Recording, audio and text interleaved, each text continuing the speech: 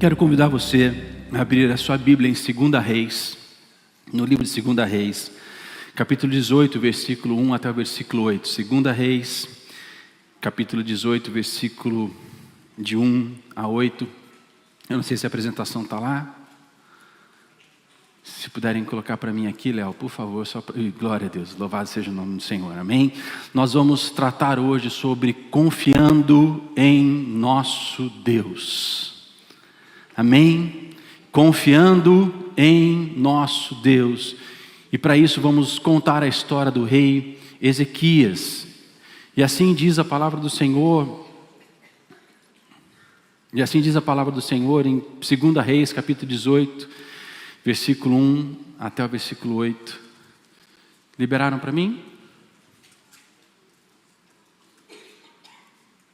Isso.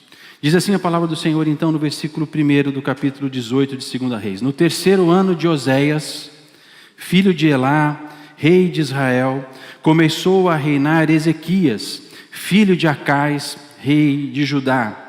Tinha 25 anos de idade quando começou a reinar e reinou 29 anos em Jerusalém. Sua mãe se chamava Abi e era filha de Zacarias. No versículo 3 diz assim: fez ele o que era reto perante o Senhor, segundo tudo o que fizera Davi seu pai.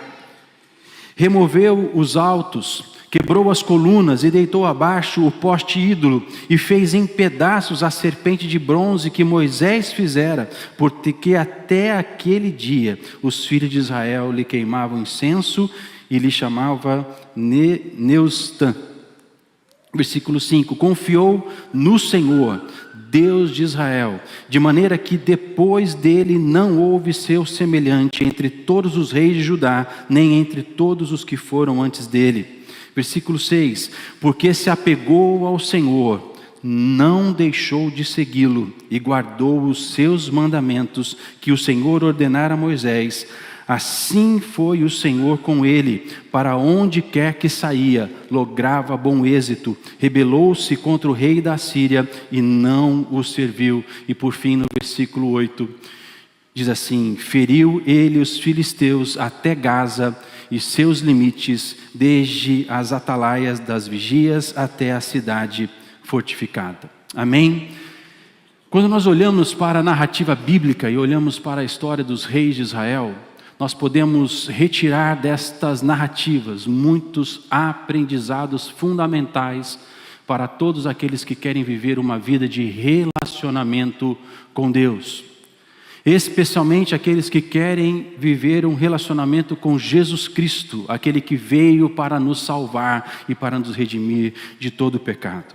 E ao observarmos a narrativa do rei Ezequias, podemos encontrar pontos extremamente relevantes para esta vida com Cristo Jesus, que é uma vida de novidade de vida. A primeira coisa que precisamos entender é aquilo que diz a palavra do Senhor para nós: quero trazer à memória aquilo que nos traz esperança.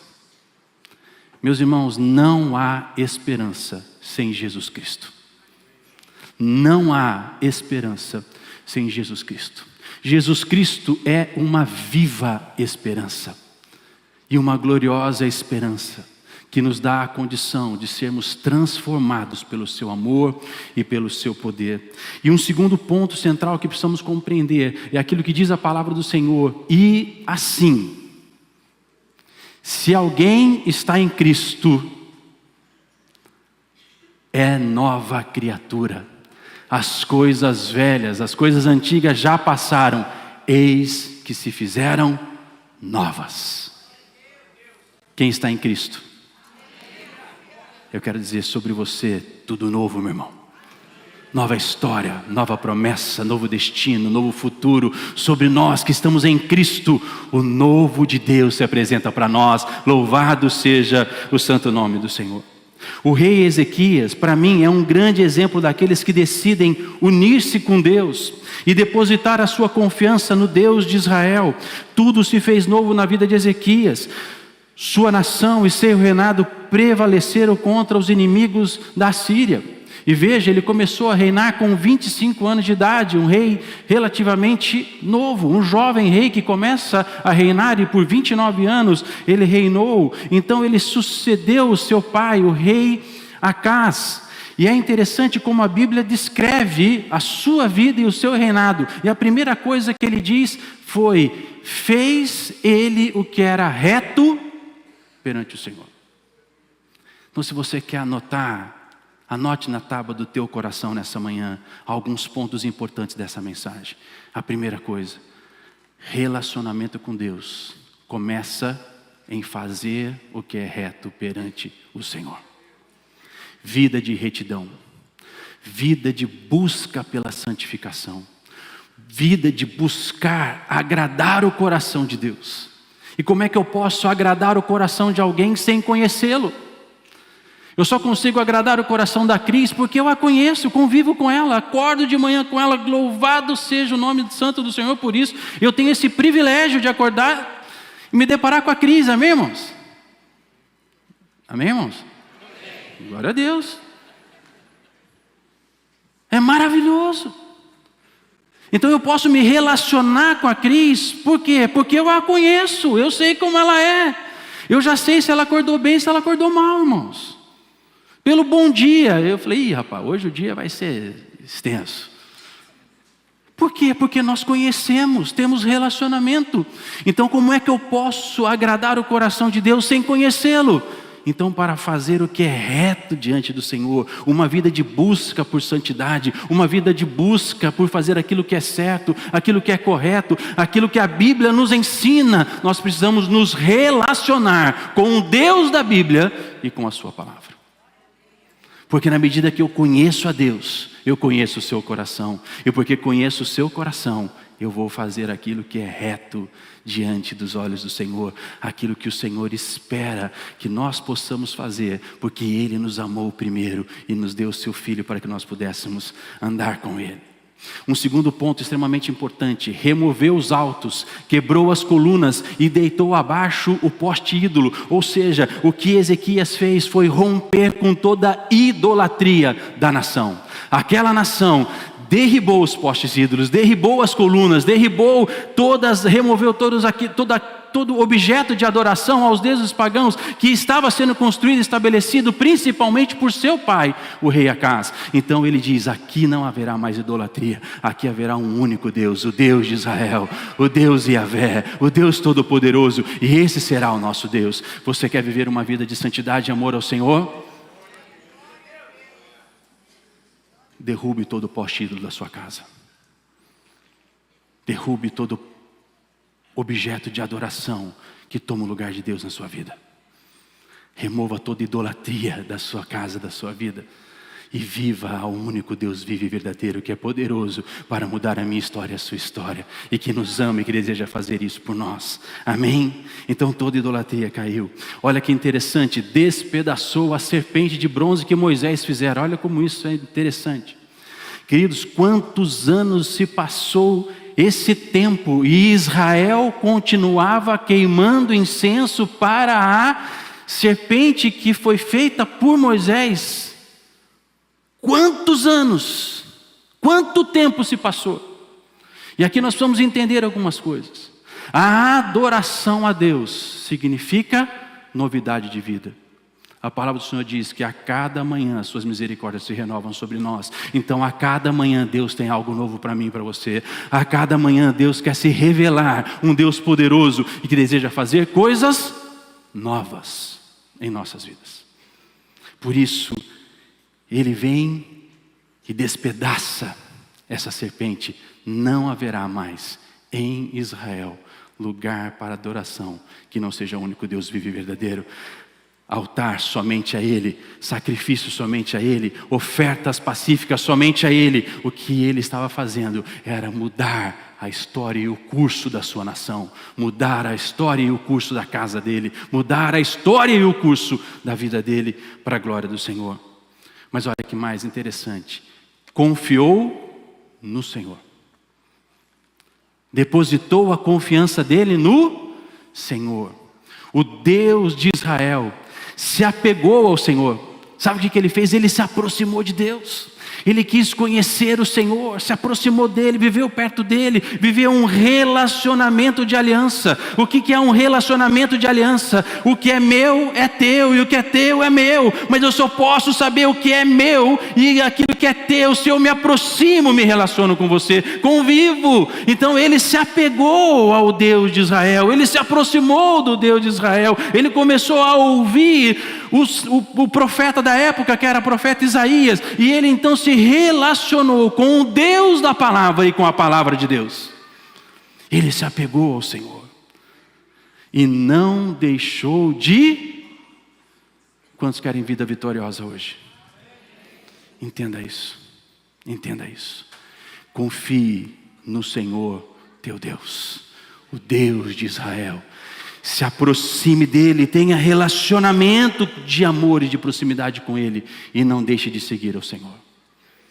Não deixe de seguir ao Senhor. Caminhe nos caminhos do Senhor. Faça o que a palavra do Senhor ensina. Pastor, mas às vezes é loucura para mim. Pois a sabedoria de Deus é loucura para os homens. Caminhe na sabedoria de Deus. Deixe a loucura dos homens. E ali Deus começou a demonstrar isso. E por fim, guardou os seus mandamentos, que Deus dera através de Moisés. Queridos, guardar os mandamentos significa que nós amamos as ordens de Deus para nós. Guardar os seus mandamentos significa que nós escolhemos amar e viver pela palavra. O que a palavra de Deus diz? Eu me apego a ela. Mas ela não parece fazer sentido naquele momento. Parece não fazer sentido naquela circunstância. Mas quando você se apega aos mandamentos, os mandamentos são vida. E a vida manifesta a esperança. E a esperança de Deus manifestará a glória de Deus sobre você. E todo o curso da sua história vai ser mudada se você guardar os mandamentos do Senhor. O salmista diz assim: guardei a sua palavra no meu coração para não...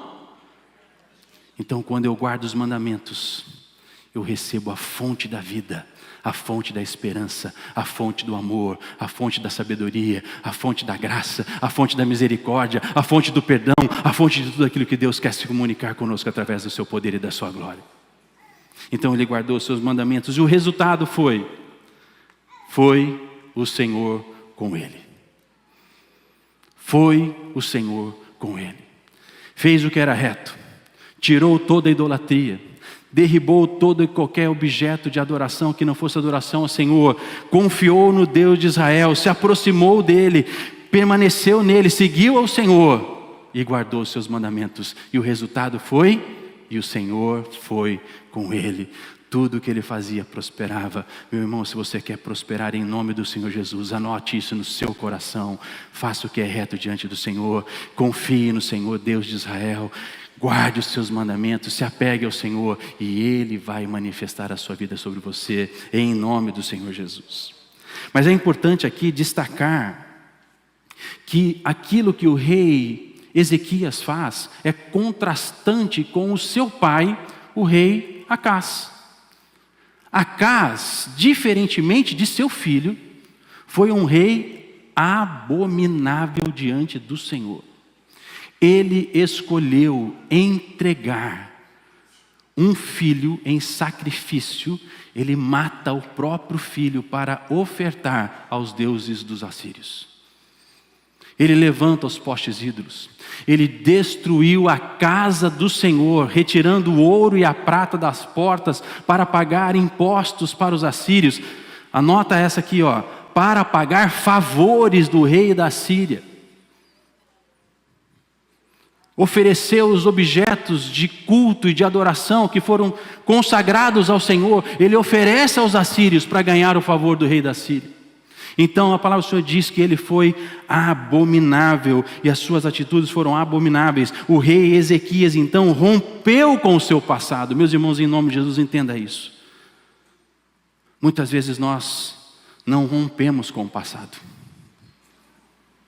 e continuamos reféns do passado, daquilo que eram más práticas, daquilo que eram más atitudes, aquilo que ofendia o Senhor, mas nós continuamos presos e reféns dessas más práticas. Mas em nome do Senhor Jesus, eu declaro que sobre a sua vida se levantará o poder de Deus, e você nessa manhã romperá com o seu passado, com o passado da sua casa, com o passado da sua família, porque eis que tudo se fez novo, e Deus fará novidade de vida na sua casa.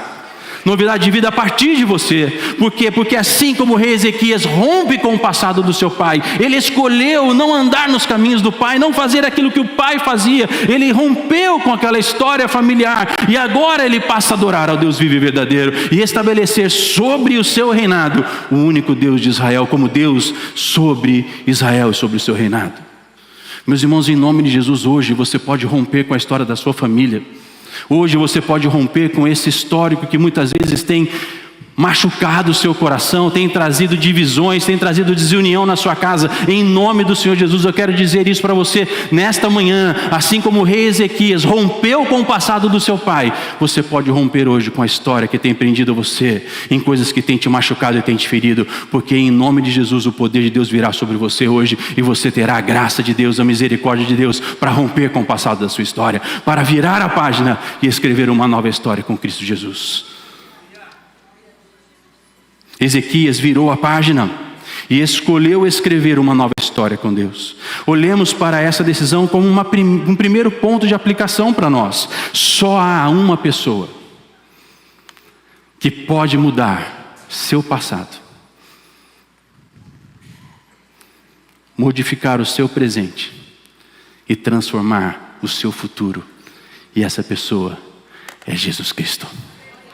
Ele pode fazer tudo novo na sua vida, Ele pode fazer tudo novo na sua casa, Ele pode dar sonhos novos, Ele pode dar projetos novos, Ele pode transformar a sua vida. Em nome de Jesus, entenda isso. Jesus Cristo está aqui para mudar a sua história. O curso da sua história não precisa ser mais a mesma, porque em Cristo Jesus há novidade de vida, há poder e graça, há misericórdia e perdão. Em Cristo Jesus há oportunidade de esperança viva para mim e para você. E Ele pode fazer tudo novo em nossas vidas. Louvado seja o nome do Senhor.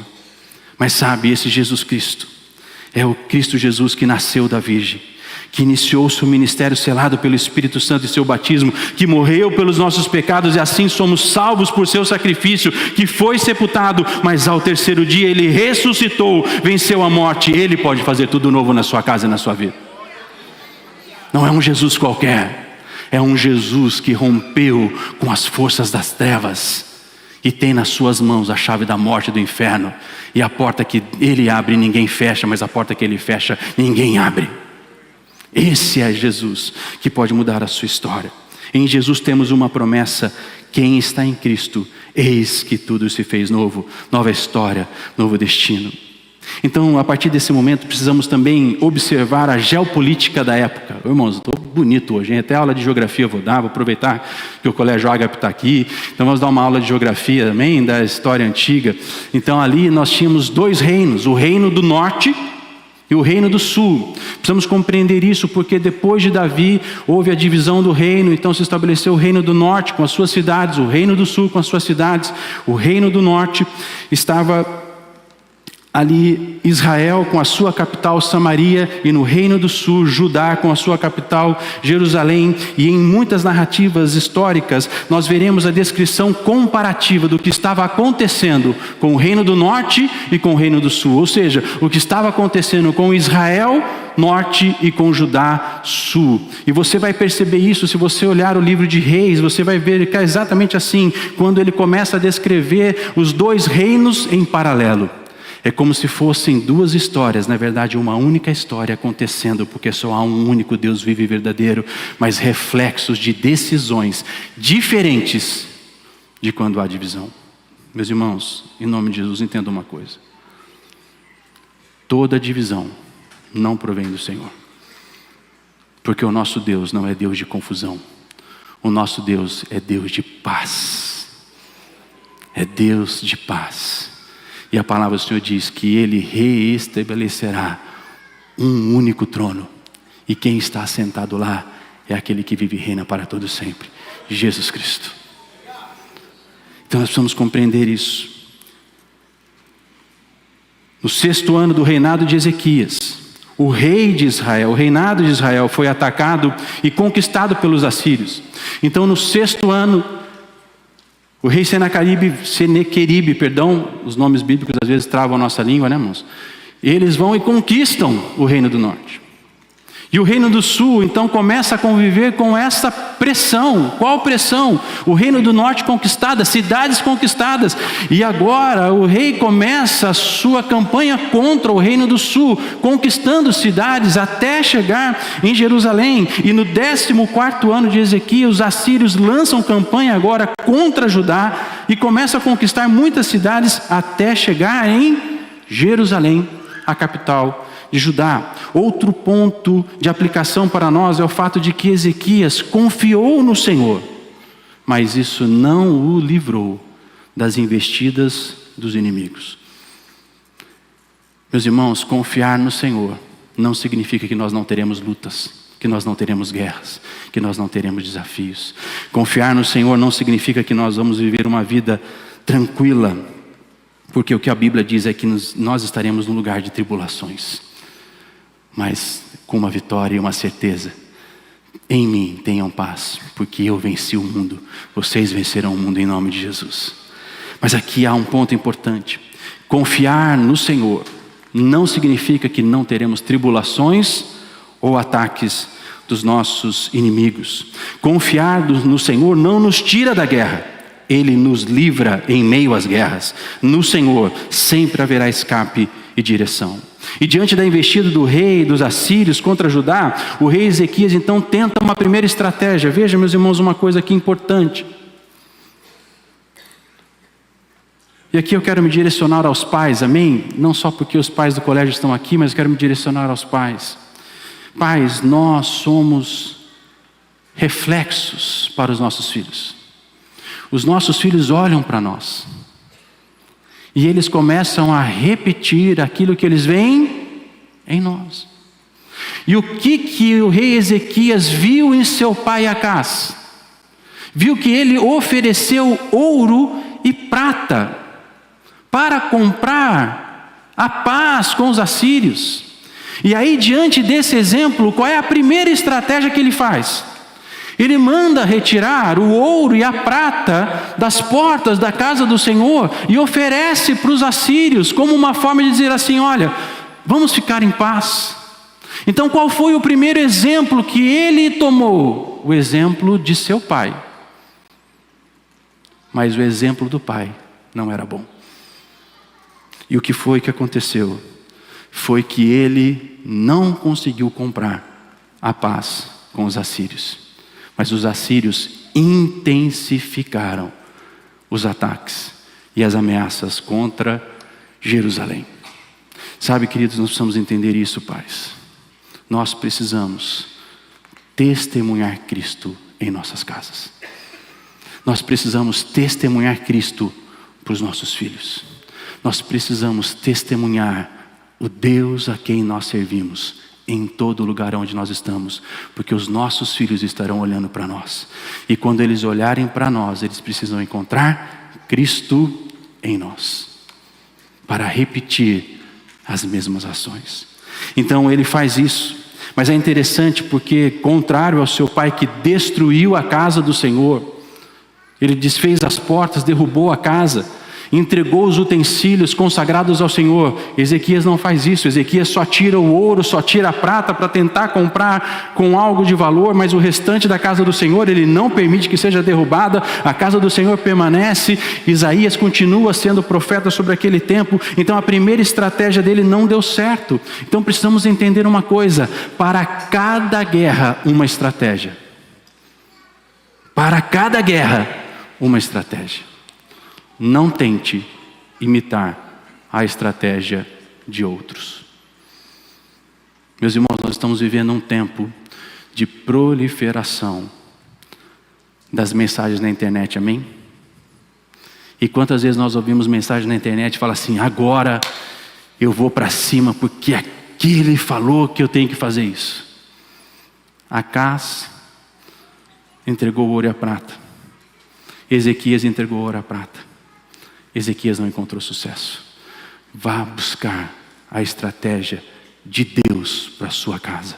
Vá buscar a estratégia de Deus para a sua vida. Isso significa relacionamento pessoal com o Senhor e com a sua palavra, para que na minha guerra Deus manifeste a sua estratégia sobre mim, que pode ser completamente diferente do outro, que vai ser completamente diferente do outro, mas uma coisa eu sei: na multiforme graça de Deus haverá sabedoria e estratégia para cada um de nós. Mas não lute as suas guerras com as estratégias dos outros, porque a chance de insucesso será grande quando usamos. Busque no Senhor o seu escape e a sua direção. E aqui então é importante nós começarmos a olhar a narrativa, porque surge a figura do mensageiro do rei da Síria, Rabsaque, que passa a dirigir-se ao povo de Judá em hebraico, com a mesma afronta e ameaça contra o rei de Judá. E olha o que acontece aqui, olha a palavra desse mensageiro. Rabsaque lhes disse: dizei a Ezequias. Então ele começa a se direcionar ao rei: assim diz o sumo rei, o rei da Síria, que confiança é essa que te estribas? Ezequias decidiu confiar no Senhor, o Deus de Israel, o Deus vivo. E olha qual é a primeira palavra que ele começa a dizer: em que confiança te estribas? Todas as vezes que o inimigo nos ameaça, a primeira coisa que ele faz é tentar desacreditar a palavra do Senhor em nossos corações. Você vai confiar nesse Deus? Você vai ouvir esse pastor? Você vai fazer isso que a Bíblia te diz? Todas as vezes que o inimigo se levanta, ele quer desacreditar a palavra de Deus. Por isso nós precisamos confiar na palavra, conhecer a palavra e nos render à palavra. Porque se ela estiver em nós, nada vai nos impedir de alcançar as promessas de Deus para nós. Bem posso dizer-te que teu conselho e poder para a guerra não passam de vãs palavras. Em quem, pois, agora confias? Olha como ele começa agora a afrontar a Deus. A primeira palavra afronta ao rei: em quem te estribas? Agora a segunda palavra é contra o Deus de Israel, a quem ele havia escolhido confiar.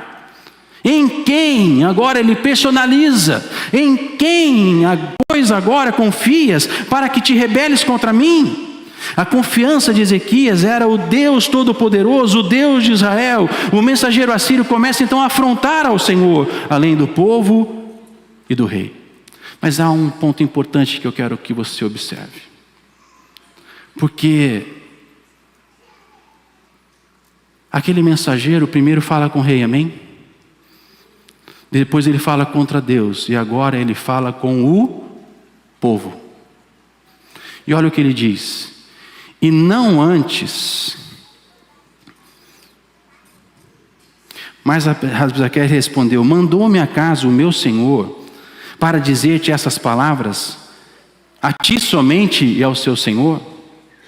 Não, antes aos homens que estão sentados sobre as muralhas.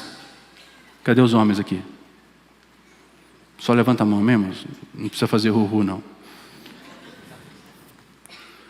Homens, presta atenção aqui, por favor. Aos homens que estão sentados sobre as muralhas, para que comem convosco o seu próprio excremento e bebam a sua própria urina. Nojinho, né, irmãos?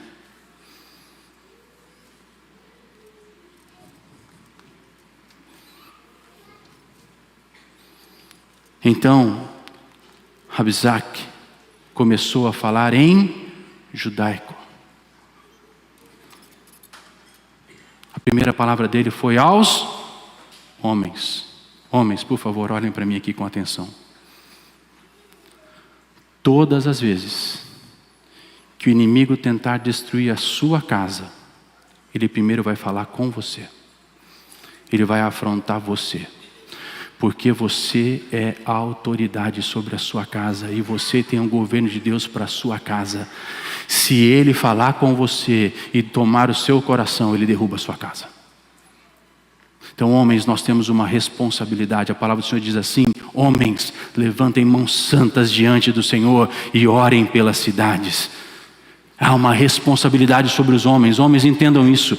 Esse mensageiro sabia o que ele estava fazendo. E a primeira palavra dele foi lançar uma ameaça para os homens. Por quê? Porque se ele alcançasse o coração dos homens, ele alcançaria aquela cidade. Se ele alcançasse o coração dos homens, ele alcançaria as famílias, ele destruiria aquela cidade. Então ele começa a declarar em voz alta e diz: ouvi as palavras do sumo rei, o rei da Síria. Assim diz o rei: não vos engane, Ezequias. Olha ele trazendo divisão, olha ele trazendo aqui quebra de confiança. Porque não vos poderá livrar da sua mão, nem tampouco vos faça Ezequias confiar no Senhor. O que os inimigos fazem é tirar a nossa confiança do Senhor. Tirar a nossa confiança naquilo que Deus fala, no que a palavra do Senhor fala, de caminharmos com o Senhor, dizendo: o Senhor certamente nos livrará, e esta cidade não será entregue nas mãos do rei da Síria. Não deis ouvidos a Ezequias, porque assim diz o rei da Síria: fazei as pazes comigo e vinde para mim, e comei cada um da sua própria vide e da sua própria figueira, e bebei cada um da água da sua própria cisterna. Homens, entendam isso, vocês têm um papel importantíssimo para a sua casa e para a sua família. Homens, nosso papel de proteção e governo sobre as casas sempre será alvo de investida do maligno. Sempre será alvo de investida do maligno, seja por discursos mentirosos ou por palavras vãs. Confiar no Senhor deve nos levar a ouvir a voz de Deus. Confiar no Senhor precisa levar os nossos ouvidos a atentarem para o que o Senhor diz. E não para o que os inimigos dizem, não para o que os discursos desse mundo dizem, mas aquilo que Deus diz. E o que Deus diz a respeito de nós: eu é que sei os planos que tenho a respeito de vós, e são planos de paz e planos de vida. Se apegue na palavra do Senhor, confie na palavra do Senhor, e Ele sustentará a sua casa, a sua família, a sua vida, em nome do Senhor Jesus. Então Ezequias sobe para falar com Isaías, o profeta de Deus, e olha a resposta do Senhor através de Isaías: assim diz o Senhor, não temas por causa das palavras que ouvistes, com as quais o servo do rei da Síria blasfemaram contra mim. O mensageiro se levantou contra o rei e depois contra Deus, mas olha a resposta de Deus para o rei: ele não se levantou contra você, ele se levantou contra mim, o Deus de Israel, o Deus poderoso, o Deus glorioso. Não temas essas palavras. Eis que meterei nele um espírito, e ele, ao ouvir certo rumor, voltará para a sua terra, e nela o farei cair morto à espada. Observe, o rei foi buscar o homem de Deus, o rei foi buscar o profeta. Sabe o que a palavra de Deus diz? Que a sabedoria é fruto da multidão de conselheiros. Na multidão de conselheiros a sabedoria. Meus queridos irmãos, busquem a palavra do Senhor, busquem homens de Deus que possam te aconselhar, busquem homens que possam caminhar com vocês, pessoas que possam caminhar com vocês com a sabedoria de Deus. E assim foi o rei. Mas a resposta do rei da Síria foi ainda mais intimidadora. O rei Ezequias então agora sobe à casa do Senhor, e ele faz algo que nós muitas vezes não fazemos. Ele subiu à casa do Senhor e orou. Ele subiu à casa do Senhor e orou. E ele leva aquela carta diante do Senhor. E ele apresenta aquela carta diante do Senhor. Tendo Ezequias recebido a carta das mãos dos mensageiros, leu-a, então subiu à casa do Senhor, estendeu ela perante o Senhor e orou perante o Senhor, dizendo: ó Senhor Deus de Israel, que estás entronizado acima dos querubins, tu somente és o Deus de todos os reinos da terra. Tu fizestes os céus e a terra. Inclina, ó Senhor, o ouvido e ouve. Abre, Senhor, os olhos e vê. Ouve todas as palavras que Senaqueribe, as quais lhe enviou para afrontar o Deus vivo, diante dos grandes desafios que temos adiante de nós, das guerras que se apresentam ante a nós. Nós precisamos subir à casa do Senhor para orar, para apresentar diante dele as nossas súplicas, para apresentar diante dele as nossas petições. Mas quantas vezes nós vamos para as guerras tentando lutar as guerras com as nossas próprias forças? Quantas vezes nós não paramos para subir à casa do Senhor para orar, para pedir a direção de Deus, para apresentar as nossas necessidades diante do Senhor, mas vamos contra as guerras na nossa força, com os nossos achismos, com aquilo que nós achamos que vai dar certo, Ezequias escolheu um outro caminho. Ele confiou no Senhor e ele apresentou diante do Senhor as suas necessidades. Ele subiu à casa e orou. Sexta-feira nós temos vigília, irmãos. Sexta-feira agora nós temos vigília. Você tem necessidades, você tem guerra, suba à casa do Senhor e venha apresentar ao Senhor as suas necessidades. Venha orar ao Senhor. Ele vai te responder assim como respondeu. O Senhor então disse ao meu coração algo muito importante: diga ao meu povo que apresentem as suas súplicas, as suas lutas a mim, e eu, o Senhor, vos darei o meu escape. Você precisa de um escape? Suba para a casa do Senhor e venha orar. Você precisa de um escape? Venha diante do Senhor e apresente as suas necessidades. Diga a Ele, confesse a Ele, e Ele te dará o escape, Ele te dará o direcionamento. A resposta do Senhor para o rei Ezequias foi linda. E eu espero ouvir isso do meu Deus. Eu ouvi a sua oração. A primeira palavra de Deus para ele foi essa: eu ouvi a sua oração. O nosso Deus está com os ouvidos abertos, inclinados para ouvir o seu clamor, meu irmão. O nosso Deus está com os seus ouvidos abertos para ouvir as suas necessidades, as suas súplicas. Mas quantas vezes nós negligenciamos a oração? Quantas vezes nós deixamos a oração de lado? Quantas vezes trocamos a oração por tantas outras coisas, quando o Senhor nos ensina e a resposta de Deus para ele foi singular: eu ouvi a sua oração. E a palavra final foi essa: pelo que assim diz o Senhor acerca da Síria, não entrará nessa cidade, nem lançará nela flecha alguma, não virá perante ela com escudos, nem há de levantar tranqueiras contra ela. Pelo caminho por onde vier, por esse voltará, mas nesta cidade não entrará, diz o Senhor, porque eu defenderei essa cidade para livrar por amor de mim e por amor do meu servo Davi. E o Senhor está dizendo para nós hoje: homens,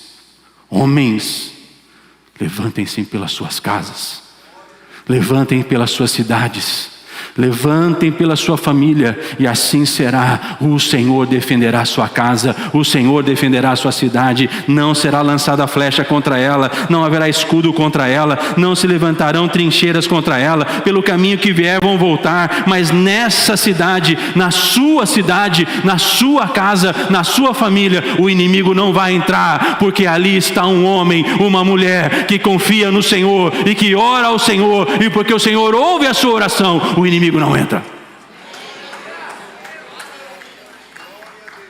O Senhor luta as nossas lutas, o Senhor nos garante o escape. Mas o que é que Ele espera de nós? Ele espera o coração de Ezequias. Ezequias fez o que era reto perante o Senhor, busca de santidade e busca de retidão. Confiou no Senhor, o Deus de Israel, se apegou ao Senhor e não deixou de segui-lo, e guardou os seus mandamentos. É isso que Deus espera de mim, é isso que Deus espera de você, meu querido irmão, minha querida irmã. Quantos aqui querem ter suas orações ouvidas? Quantos querem, assim como eu, receber essa palavra do Senhor? Eu ouvi a sua oração. Tudo começa no nosso coração, de decidir caminhar com Jesus, de caminhar com Deus, de permitir que Deus entre na história da sua família. Por quê? Porque Ele quer transformar a sua história. Ele tem um destino novo e um destino lindo para você. Ele tem um futuro novo e um futuro cheio de bênçãos, de promessas para você. Mas você precisa romper, queridos, romper com o passado, romper com a história, romper com essa síndrome, mas sempre foi assim. Em Cristo Jesus tudo se faz novo. Então com Cristo Jesus não é assim. Com Cristo Jesus é a promessa viva, a glória viva, a paz viva, a história reescrita por amor e por temor do Senhor. Mas tudo começa em fazer o que é reto diante do Senhor, em confiar no Senhor. Sabe, queridos, confiar no Senhor é conhecer a Deus, é se apegar a Ele a ponto de ouvir a sua voz, de pedir o seu direcionamento, de estar na sua presença, de caminhar com Ele. Então é vida devocional, vida de oração, vida de jejum, vida de estar perto dEle, dependendo dEle. Nós não jejuamos para receber coisas, meus irmãos. Nós jejuamos ao Senhor para depender dEle, porque não é na força do nosso braço. O jejum retira a força da nossa carne, e ali nós nos tornamos ainda mais dependentes do Senhor. Renunciamos a nossa própria força para receber a força e o poder de Deus para romper e vencer as promessas diante de nós. Mas Ele confiou no Senhor, o Deus de Israel se apegou a Ele e não deixou de segui-lo, e guardou os seus mandamentos, porque quando os mandamentos de Deus estão em nós, nós não pecamos contra o Senhor, porque a palavra do Senhor não muda. A palavra do Senhor é verdadeira, é viva e eficaz. Confiando em nosso Deus.